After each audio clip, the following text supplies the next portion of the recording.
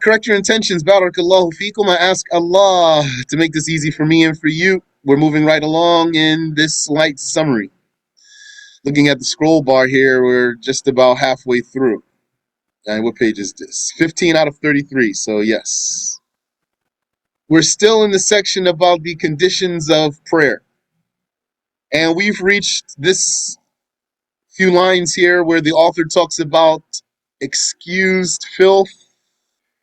And he is following the way of some of these scholars in mentioning excused filth in the book of prayer.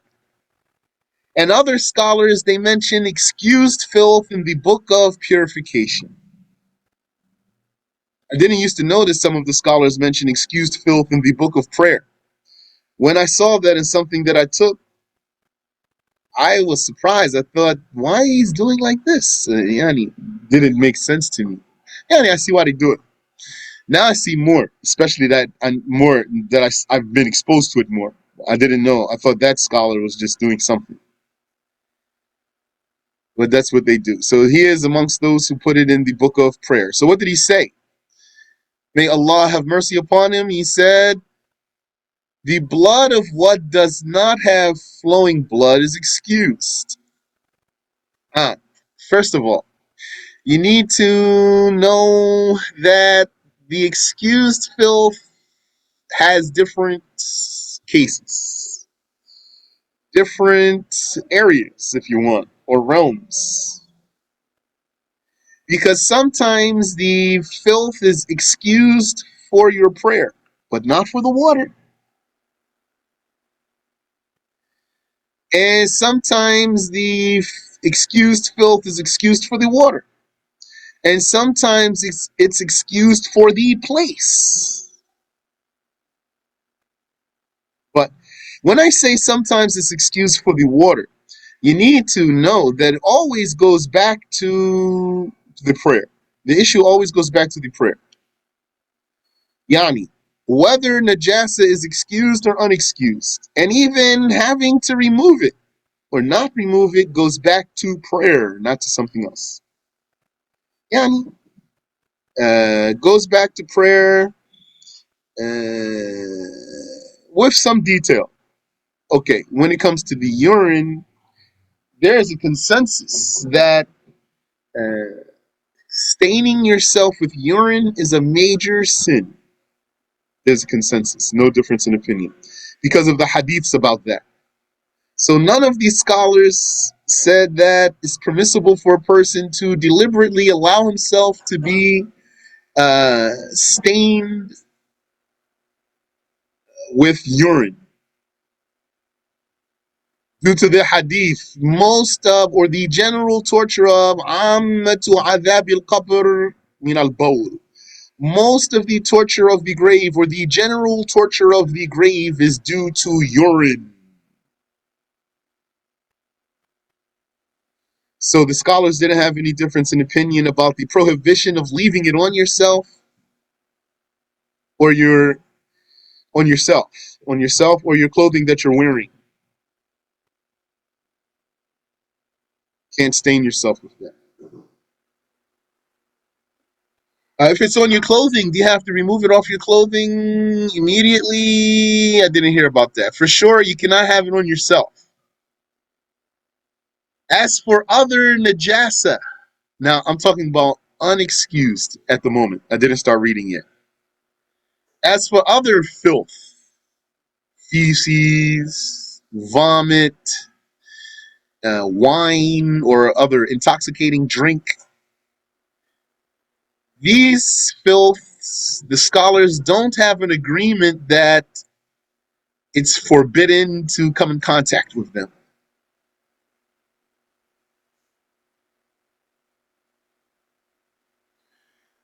According to the Shafi'is, it is haram to come in contact, to deliberately stain yourself, that is, with any filth. Any filth. So according to that, you cannot put your hands in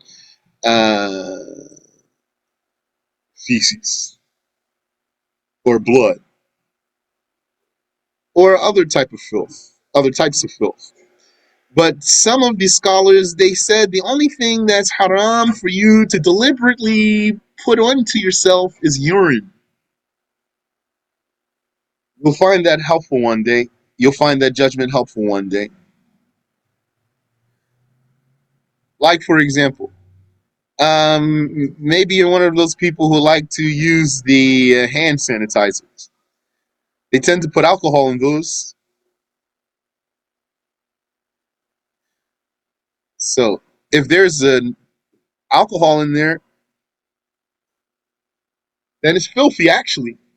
You want to sanitize your hand, and really you're contaminating it due to your ignorance.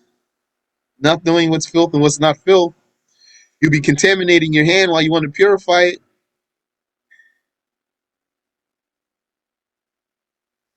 So according to the Shafi'is, it would be haram to use the sanitizer if it has alcohol in it. According to others, it's not going to be haram, but you're going to need to rinse it off before you pray. Rinse your hands before you pray. Just putting it into your hand only would not be a sin, according to some of them. Why I said that all of this issue of najasa goes back to the prayer, because if you are not praying or carrying something in your prayer, then it's not obligatory to remove the filth. What if there were a spot of filth on your wall? What if there were a spot of filth on your mattress or on your couch or on the tire of your car? Are you obligated to remove this filth? No. Not without that being related to your prayer. Like, you want to carry that mattress on you while you pray, then you need to remove the najasa so that you can so that you can carry it while you pray.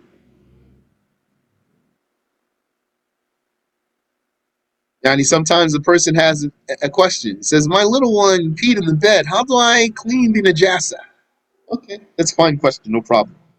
But it's not obligatory in itself, just so you know. Probably you want to, yani, if you don't take care of it, the room's going to smell like urine. So yeah, but it's not obligatory in itself.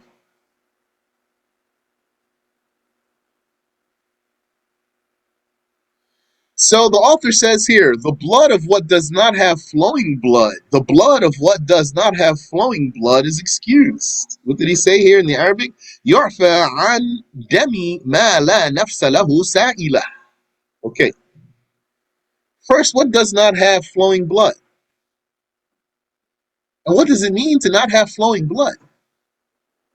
All right, there are some creatures that don't have flowing blood. Those tend to be the arthropods, insects, spiders, those types of things, centipedes. They don't have flowing blood. How do you know they don't have flowing blood? Because if you cut them or pull their limb, pull off the leg, pull off the wing or the like, it will not bleed. What will happen if you cut off a person's finger? Or if you cut off, let's say, a cat's tail? It's going to leak blood. It has flowing blood. If you pull the limbs of these creatures in question, it will not bleed. So this type of creature, if you smash it, for example, then it's going to be, you'll see something there. Still not even flowing. These ones, these arthropods, they have a blood that's like, according to the scientists, gelatin. It's a gelatinous blood. It's not flowing liquid blood. And they say their organs are basically soaking in this gelatinous blood. Yani they have exoskeleton. They don't have inside. They don't have a skeleton inside. They have exoskeletons, like they're just hollow inside. It's a shell. So they basically have shell. They have their organs in there. So these ones, we're basically saying, if you smashed it, let's say you sat on it. For example, there's a wall. You ever seen those little red mites? Little small red ones? They look like little spiders. So maybe there were a bunch of them on a wall. Then you sat down on the wall, you didn't even realize it. And then you got up and found red smear on your clothing. This red smear is from all those mites that you just sat on. This is excused. You can pray with that. Because these creatures do not have flowing blood. And if they fall into your water and die, as long as they don't change the water remains pure and purifying. And this even includes blood that comes out of the parasitic bloodsuckers, the mosquitoes and the likes of the mosquitoes, the fleas, the ticks, the bed bugs, the ones that suck your blood and they get fat with blood in them. They literally have blood in them. Wal-'iyadhu billah. So the mosquito, you found him on your arm, smacked your arm, leaves a blood spot there. You can still pray without removing that. It's excused. The general reason, yani the theme behind all these unexcused filths is the difficulty of avoiding them. What all of the cases of unexcused filth have in common is the difficulty of avoiding them.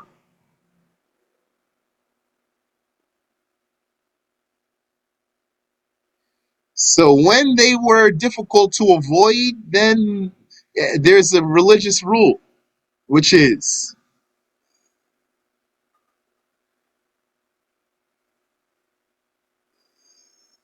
with tightness, there's expansion. And with expansion, there's tightness. This is a religious rule. What does this mean? With tightness, there's expansion. And with expansion, there's tightness. What it means is, when you have a situation that becomes difficult and tight and constraining, then the religion will expand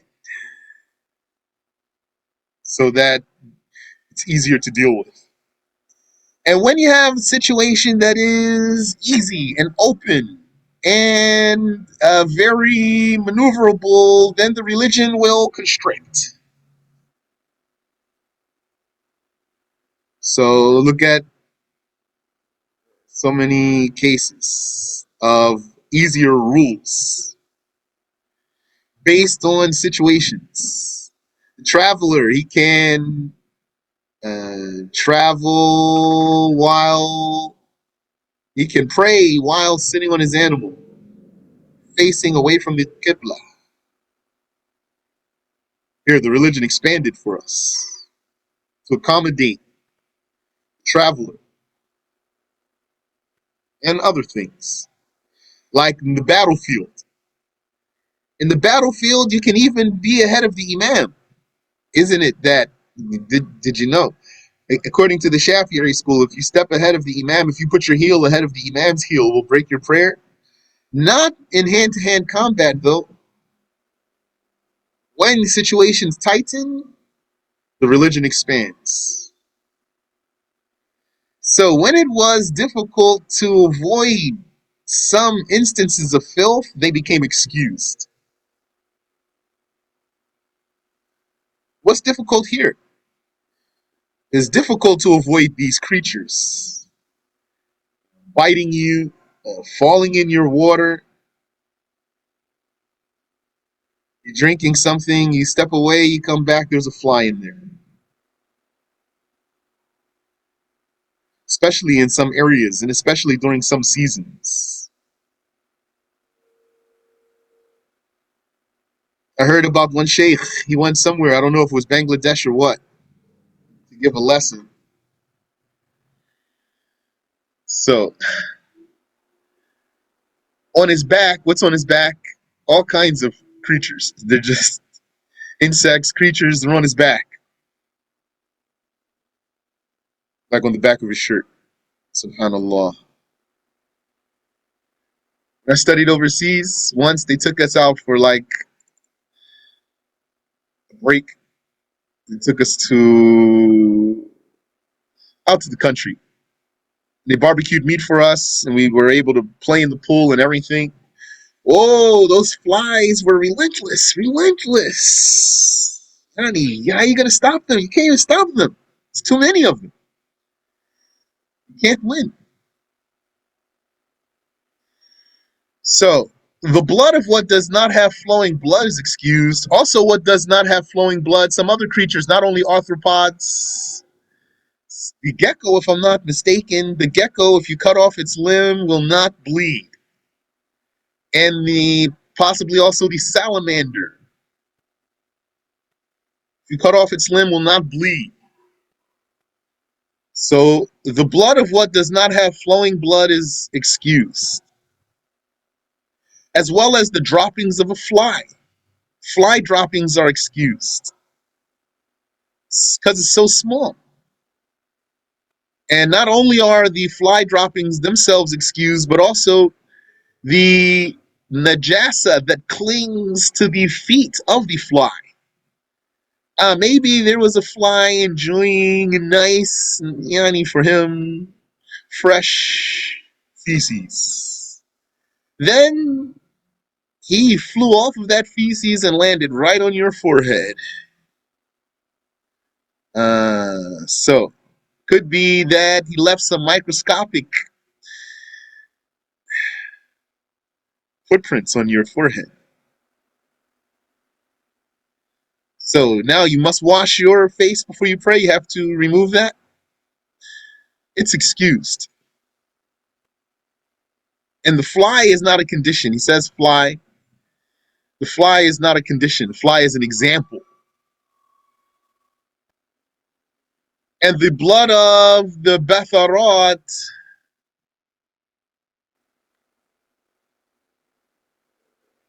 okay, the Betharot, as if it means pimples. Then what's the Damamil? The Damamil, okay, that's the scab. The Betharot is the pimples, the Damamil is the scabs. Okay.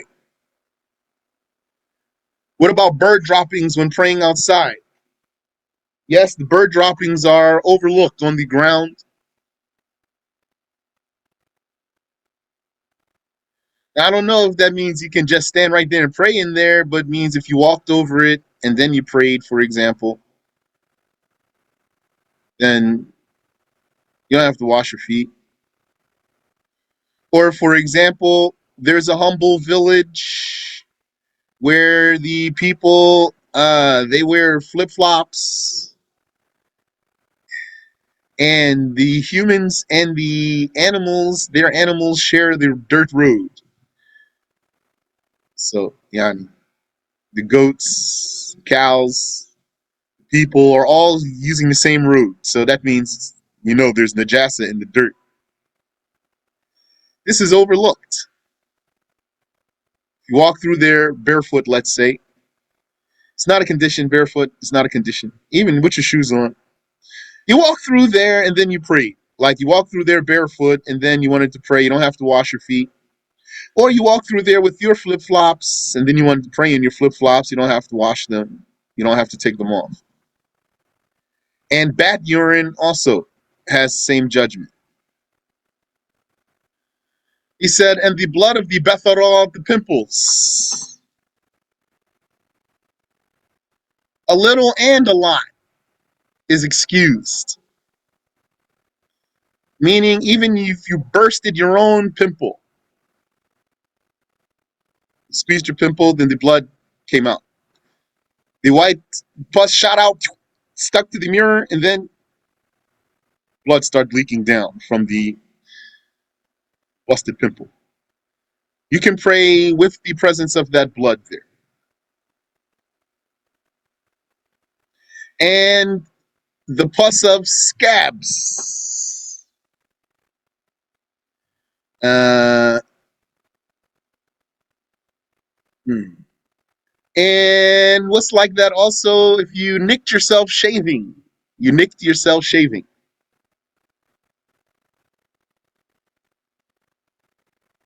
A woman might shave sometimes.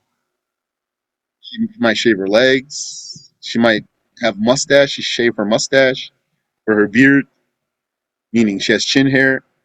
If a woman has mustache and beard, it's sunnah for her to shave those.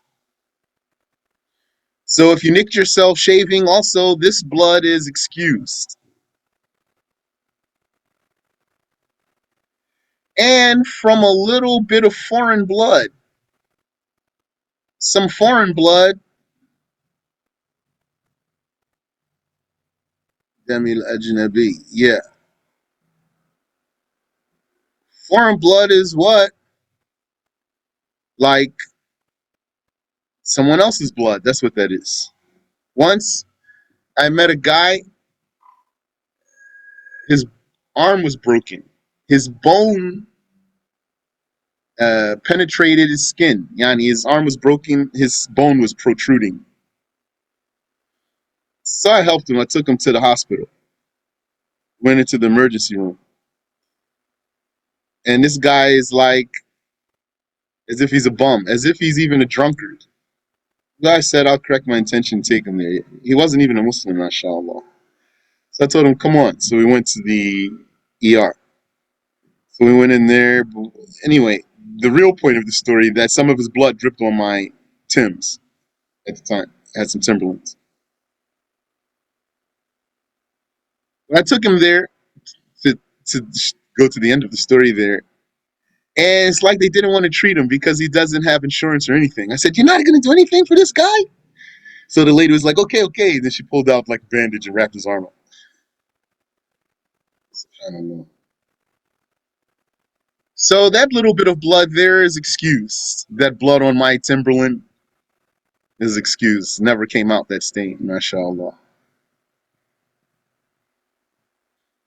Except that of a dog, of the dog and the pig, the blood of the dog and the blood of the pig a little bit is not overlooked due to the intensity of that filth.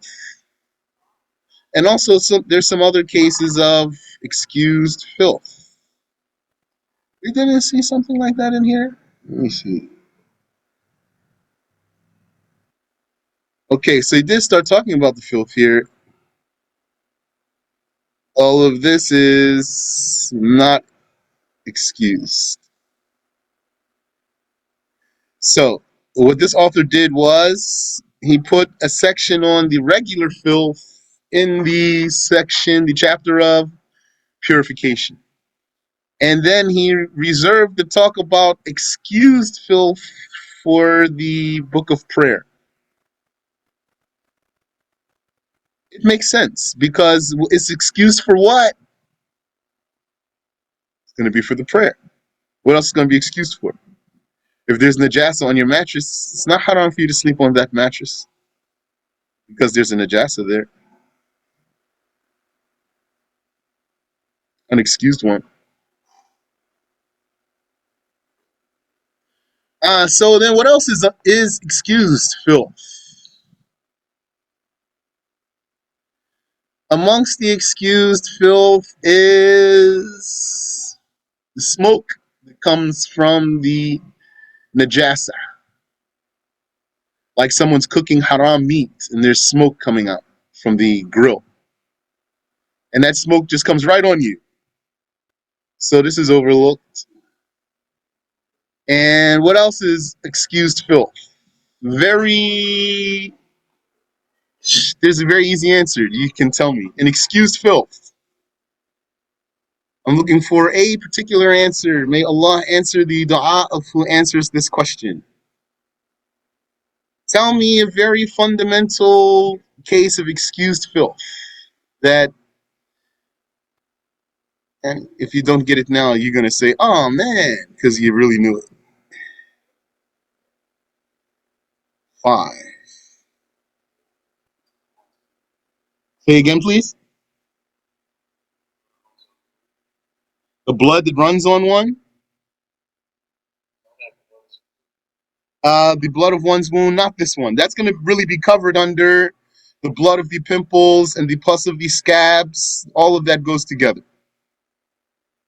Something else. 4.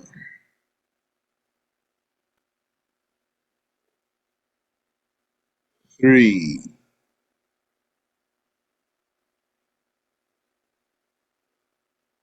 2, 1. The trace that's left when you make istinja by wiping,